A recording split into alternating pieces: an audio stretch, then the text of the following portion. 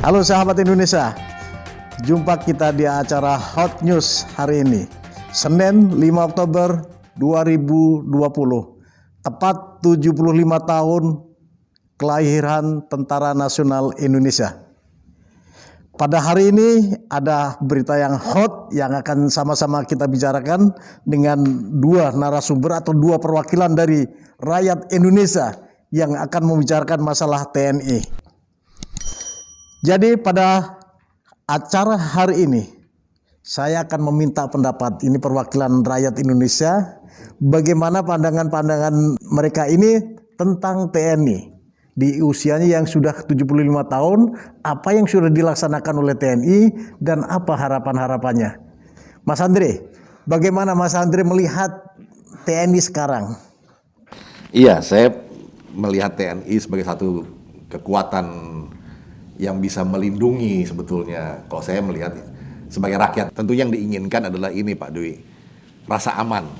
Oke, rasa aman ya. Rasa aman dari apa? Rasa aman dari ancaman luar maupun dalam negeri. Luar negeri tentunya menjaga sovereignty atau kedaulatan kita. Kita ingin itu betul-betul terjaga.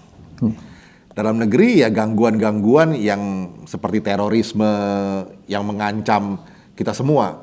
Itu kalau saya sebagai rakyat mengharapkan TNI bisa berperan serta di dalam mengamankan itu semua sehingga tidak perlu terjadi. Bahkan kalau perlu mencegah semua ancaman itu dari luar maupun di dalam, sehingga kita sebagai rakyat ini sipil bisa betul-betul fokus membangun semuanya.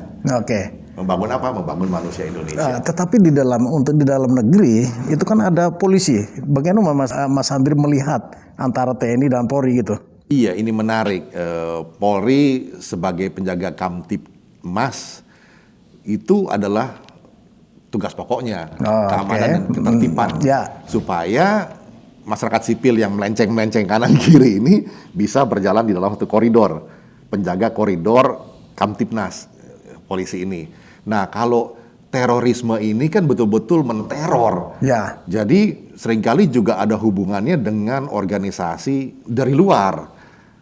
Begitu. Jadi yang ini yang juga kita anggap meresahkan, dan itu tentu menjadi tugas dari TNI juga untuk menjaga kedaulatan kita jangan sampai diganggu, karena terorisme ini kan juga dilatar belakangi oleh paham tertentu. Jadi udah bukan lagi persoalan, udah melewati batas-batas persoalan Kamtibmas mungkin menurut saya sih. Oke, terima kasih. Nanti saya akan lanjutkan lagi Mas Andri. Kalau Mas Rudi, bagaimana pandangan Mas Rudi ya? Ini sebagai perwakilan rakyat Indonesia melihat TNI sekarang ini bagaimana? Ya, saya ingin mengkoreksi, saya tidak mewakili rakyat Indonesia, saya mewakili diri saya sendiri. Oke. Karena saya sebagai rakyat punya hak untuk bicara sebagai rakyat, boleh dah? Boleh. Yang pertama saya ingin mengucapkan selamat ulang tahun Tentara Nasional Indonesia, Dirgahayu TNI kita. Nah, yes, 75 tahun. Terima kasih Mas Rudi. Nah, saya mewakili. Karena saya mantan. Oke. Mantan perwira tinggi TNI AU. Ya. Nah, mantan terindah mempeluk foto kita. Mantan terindah mempeluk foto kita. Baik, Mas Dwi, kurang lebih hampir sama bahwa saya pribadi melihat bahwa TNI ini bagi saya pribadi adalah satu pilar utama penyangga negara ini. Ya. Negara ini harus ada tentara yang kuat ya untuk menjaga kedaulatan NKRI. Yang pertama kita bicara kesejarahan, Mas. Kesejarahan itu TNI itu kan lahir menjadi anak kandung dari Republik ini. Ya. Kita melihat Republik lahir 17 Agustus 45. Berapa bulan atau 1 bulan setengah berikutnya TNI lahir. Ya. Ini menurut saya bahwa TNI ini memang anak kandung dari Republik ini yang membesarkan bekerja besar bersama dengan negara ini. Nah, terus anak tirinya siapa tuh, Mas? Nah, anak tirinya kaum separatis tadi. Jadi kita bicarakan masalah separatis. Karena bicara terorisme tadi saya akan mengkritik juga, terorisme itu bukan hanya dari luar, tapi dari dalam juga ada. Nanti kita kembangkan lagi. Kembali ke pertanyaan Mas Dwi tadi bahwa TNI dengan melihat kesejarahan tadi itu memang menjadi pilar utama, mau tidak mau. Dia menegakkan konstitusi, menegakkan kedaulatan, dan menegakkan semua hal sendi-sendi kehidupan yang bisa menjaga martabat dan martabat NKRI. Ya. Gitu. Itu satu. Yang kedua, dari segi kedaulatan negara. Negara kita kan udah tahu sendiri, negara yang paling sulit menurut saya. Karena pulaunya itu ada 17.000 pulau, 17.000 pulau, kemudian ya. apa namanya, etnisnya juga banyak Ya, sekali. 700 Pintu luarnya kita kan luar biasa banyak. ya, terlalu banyak ya. Jadi seluruh dikepung dari 8 penjuru angin kita ini. Dengan semua dari sisi selatan, timur, utara, barat, semuanya terbuka. Dan ini kan tugas dari TNI untuk menjaga itu. Dan ini kita buat, harapan saya adalah TNI harus kuat untuk mendukung itu, ya. Ya. Bukan hanya darat, ya. Darat kan hanya sepertiga dari wilayah kita. Betul. Laut itu hanya 2/3, tapi 3/3-nya kan udara. Ya. Artinya kita melihat dulu, saya melihat tahun 60-an sekian, itu TNI Angkatan Udara itu menjadi Air Force yang paling kuat se-Asia Tenggara. Betul. Itu waktu di Asia Tenggara disegani Ya. waktu itu. Ya. Bagi saya, Pak Omar Dhani ya. bagi saya masuk akal. Karena apa? Yang dijaga itu bukan 1/3 atau 2/3, tapi 3/3 ini kan Ya. yang dijaga oleh TNI AU. Tapi 3 matra ini harus saling kuat lah, menguatkan. Ya. Tapi intinya karena ini kan sinergi, tidak bisa TNI sendiri satu matra tersendiri gitu. Harapan saya sih kepada TNI untuk solid, Mas. Solid dalam hal di antara 3 matra, itu yang penting. Yang kedua, problemnya kan di masa damai seperti ini, ya. Ini kan harus ada revitalisasi sikap dari para insan TNI supaya menyikapi kondisi damai ini dengan bijak dan legowo. Jangan sampai mereka melakukan hal-hal yang destruktif. Ya, setuju. Itu. Karena bagi saya gini, kalau nggak salah nih, tolong dikoreksi Mas Dwi karena mantan tentara. Tentara itu kan dididik untuk perang. Ya, Untuk perang ya, mempertahankan kedaulatan gitu ya. pasti. Ya. Yang paling susah adalah pada saat orang dididik perang, tapi begitu masa yang panjang damai terus ini, nggak perang-perang gitu. Nah. Nah, ini kan perlu perubahan sikap yang Tapi sangat- jangan salah, Mas. Jangan salah. Anu dulu gini, ini saya mohon maaf saya potong. Bahwa di dalam masa damai ini, tentara sebenarnya juga sudah mengadakan latihan, bahkan simulasi perang. Nah, gini, Ya. ya, bukan itu maksud saya. Ini pada saat memang jati diri TNI kan perang gitu ya. Iya. Pada saat masa damai ini kan dalam keseharian itu kan harus disikapi dengan bijak supaya yang dihadapi bukan musuh ini. Ya. Ya, dihadapi adalah warga bangsa yang harus dilindungi. Oke. Nah, ini yang menurut saya harus dilakukan bukan hanya dari perwira tinggi tapi sampai tamtama yang paling bawah, dia harus bersikap mengayomi warga bangsa. Oke. Itu yang penting ya. Ya, Karena kalau polisi, Mas, setiap jalan langkahnya polisi itu adalah KUHP. Ya, Ucapan polisi itu KUHP, Ya. tindakan polisi itu KUHP. Tapi langkah dan tindakan TNI itu ada konstitusi. Jadi langkahnya dia itu konstitusi karena Ya. membawa negara. ya, betul. Sebagai contoh kayak kemarin kasus TMP Kalibata. Seorang dandim, Kolonel Ucu Yustia, pada saat berhadapan dengan sekelompok orang, dia adalah otoritas negara. Iya. Gitu? Bukan sebagai Ucu pribadi. Ah, Tapi sebagai negara, karena dia menjalankan aturan. tapi gini Mas Rudi, itu anggap saja itu sebagai hadiah ulang tahun TNI yang ke-75 ini. Ya, ini hadiah terakhir. Jangan sampai anggota TNI kita yang masih aktif justru dibegini-beginikan oleh seorang yang sudah purnawirawan. Mudah-mudahan ini ke depan tidak terjadi lagi. Setuju. Oke. Hadiah atau musibah? Oke. Mas Andri sama Mas Rudi. Di TNI itu kan dulu sejarahnya bahwa TNI dari rakyat untuk rakyat ya. Itu masih dirasakan nggak sih yang dikerjakan oleh TNI ini ya? Masih dirasakan oleh rakyat. Iya, masih di seluruh dunia yang namanya tentara itu ya dari rakyat karena berasal dari setiap rumah tangga yang ada di negara masing-masing. Ibu merelakan anaknya untuk bergabung dengan kesatuan tentara untuk menjaga sovereignty atau menjaga kedaulatan. Sama di Indonesia juga berasal dari keluarga-keluarga yang ada di desa-desa, di kota-kota, mengirimkan anaknya untuk bergabung dengan tentara untuk menjaga sovereignty, menjaga kedaulatan. Itu artinya berasal dari rakyat semua negara. Oke.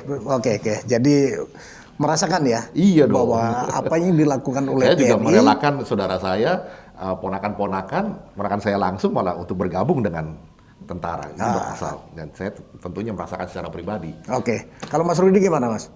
Saya merasakan tentara bagian dari rakyat itu saat berhadapan dengan perwira ke atas. Karena apa?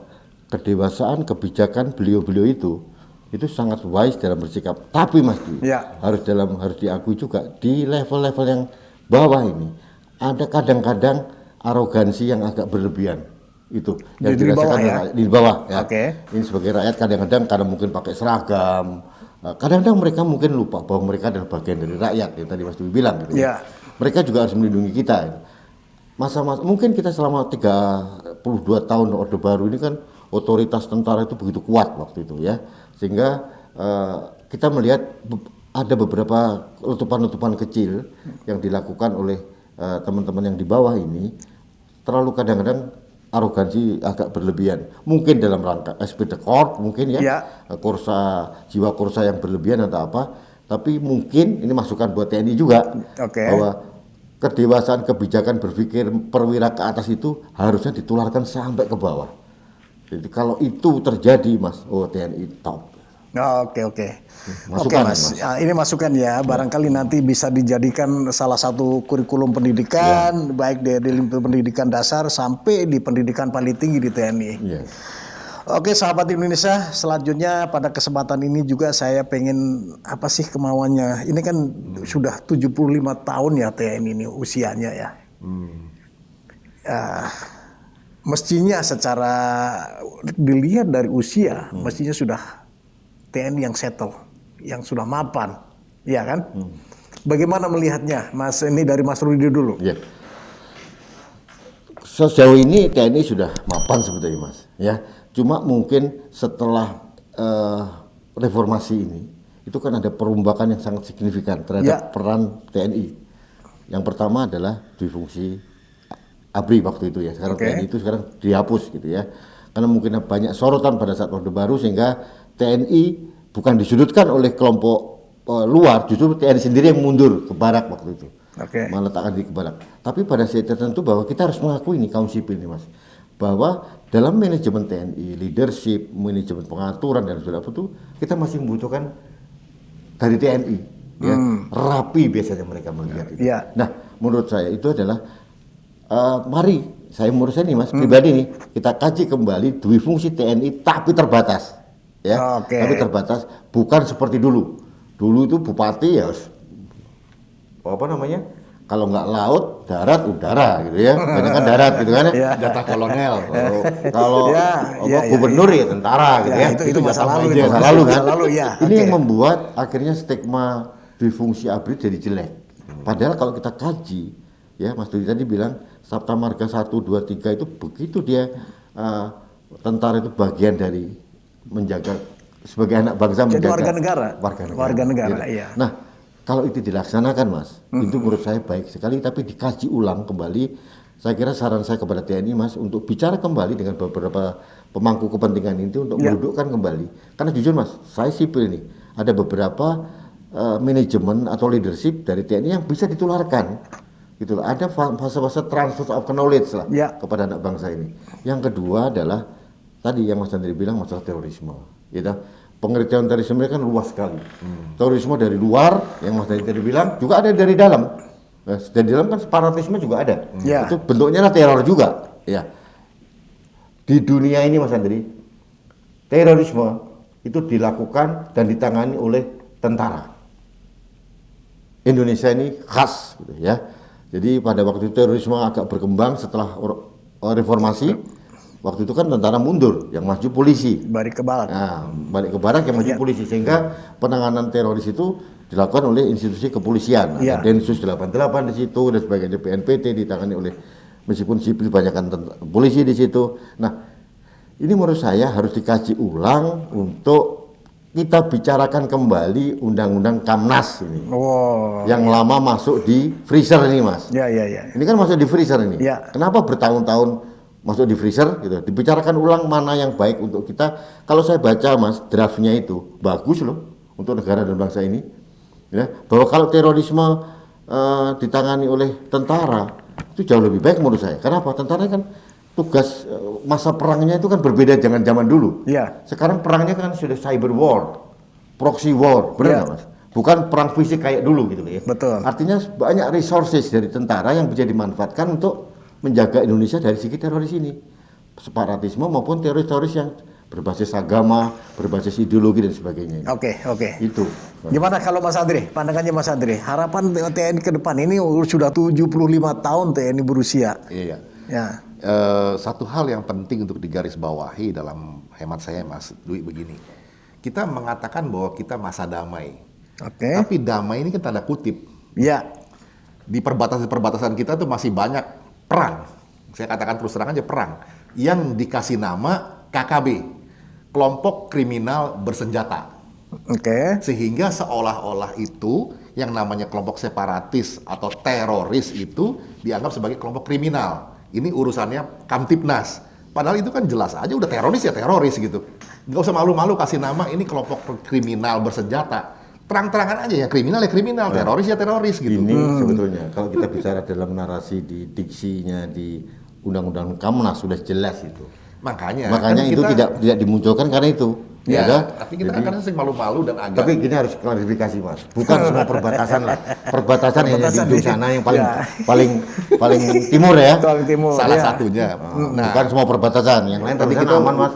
udah sepakat bahwa kita ini terletak di geostrategi kita ini kan terletak di suatu posisi yang sangat strategis, 2 benua, 2 samudra, pintunya terbuka semua. Yang terjadi sekarang ini adalah demarkasi kita itu sering diinfiltrasi oleh pihak asing, entah itu dalam kepentingan ekonomi, mencuri ikan, yang ada mafia dalam negeri maupun mafia luar negeri, itu yang kadang-kadang kita malu atau tidak mau untuk mengatakannya, atau pura-pura tidak tahu, pura-pura budak. Padahal itu ada, dan itu kekayaan kita, itu sovereignty kita, kedaulatan kita yang diinjak-injak oleh pihak luar. Oke. Ini harus tegas dilakukan. Artinya itu kedaulatan ekonomi ya, Mas? Iya. Iya. Tapi gini, Dan kedaulatan mohon maaf, kesejahteraan bukan hanya kita. ekonomi. Ya, kedaulatan ekonomi itu kan pada saat orang masuk ke ngambil. rumah kita, Iya. mengambil kekayaan Sesuatu. ekonomi, oke ekonomi. Tapi pada saat dia masuk kan kedaulatan negara dia Kedaulatan masuk. negara ya. Nah, Oke. sebetulnya begini, saya mau sedikit aja. Pada awal-awal pemerintahan Pak Jokowi, ya pencurian ikan itu turun drastis. Pada saat Bu Susi waktu itu drastis. Semuanya ditertibkan oleh Bu Susi meskipun belum 100%. Ya. Tapi kita tahu bahwa Ada movement lah. ada movement lah. Pintu kita kan luar biasa besar nih laut kita Ya ini. kita kebuka bablak begitu kok. Blak begitu kan. Nah sekarang pertanyaan tadi yang saya bilang Mas, pertanyaan bahwa harus ada penguatan di matra-matra sesuai dengan tugas dasarnya dan tugas Iya. tugas panggilannya. Ya, Tupoksi lah ya, tugas pokok dan fungsi dari fungsinya. Nah, matra kalau ini sekarang masing-masing ya. kekuatan laut kita punya nggak kapal induk? Nah, udah, kapal selam kita berapa? Iya. Kapal perang kita berapa? Laut kita begitu sangat luas, Kita punya Mas kapal induk Mas, kapal induk statis tapinya. statis. Iya. Kepulauan Natuna. Nah, tuna itu kan Itu kan kapal induk induk statis, itu. ya. Ke Pulau Jawa. Harus mobile kan, harusnya kan ada yang Oh, ini mobile. yang mobile belum Ya. ada. Sekarang gini, garis pantai kita itu nomor 2 terpanjang di dunia. Ya. Itu kan harus membutuhkan kekuatan laut yang kuat. Iya. Kita ada Bakamla, sekarang sudah ada. Seberapa besar Bakamla bisa menjaga kedaulatan tadi? Iya. Nah, kemudian yang kedua udara. Sering juga udara diinfiltrasi masih.